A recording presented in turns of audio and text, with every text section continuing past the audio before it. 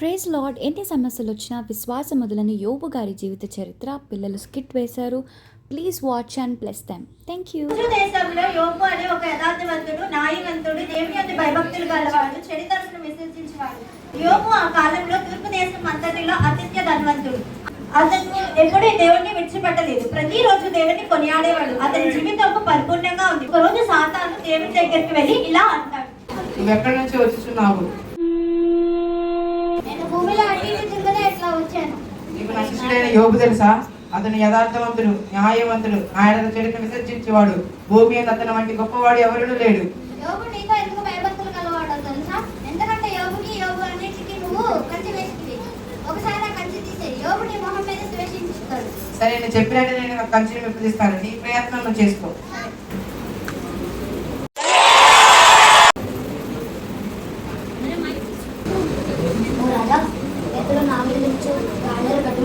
శవములు వచ్చి వాటి మీద పడి పట్టుకొని పోయి ఖర్చుతో తన పనివాళ్ళను అతను చేసింది. రాజా రాజా రాజా దేవుడు గొర్రెలపై పని వాళ్ళపై పడి కాలబడిన తల్లిలు 3 సమూహాలుగా వచ్చి గొడ్డలపై పనివారిని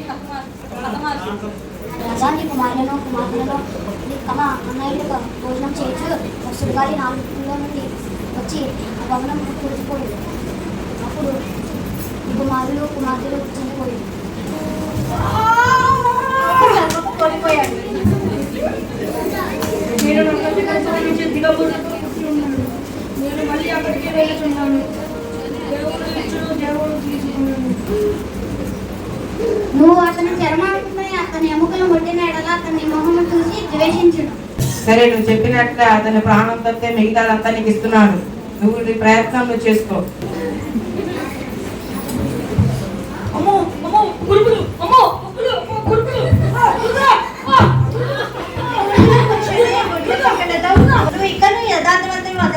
దేవునికి దూషించి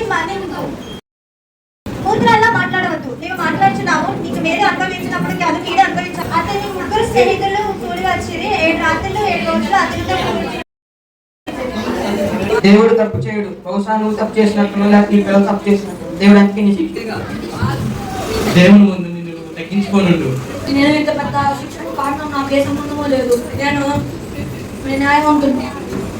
దేవుడు కేవలం శిక్షించడానికి కాదు, కొన్నిసార్లు మనుషుల గర్భాన్ని అణచివేయడానికి దేవుడు శ్రమ తెప్పిస్తాడు.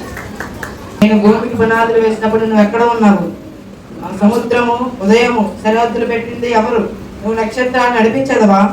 నేను నిల్చుని మిత్రులు చెప్పింది విన్నాను, కానీ ఇప్పుడు కనులారా చూచుచున్నాను. నేను బూడిదలో పడి పశ్చాత్తాపడుతున్నాను. మీరు నా సేవకుడైన యోబు దగ్గరికి వెళ్ళండి. మీరు అతని లాగా యుక్తమైన మాటలు పలకలేరు. పనులను అతని దగ్గరికి వెళ్ళి బలులు అర్పించమని మీ కోసం ప్రార్థన చేయించమని అతన్ని అడగండి. తన స్నేహితుల గురించి ప్రార్థన చేశారు. వెంటనే దేవుడు ఇకలు బాగా ఆశీర్వదించాడు.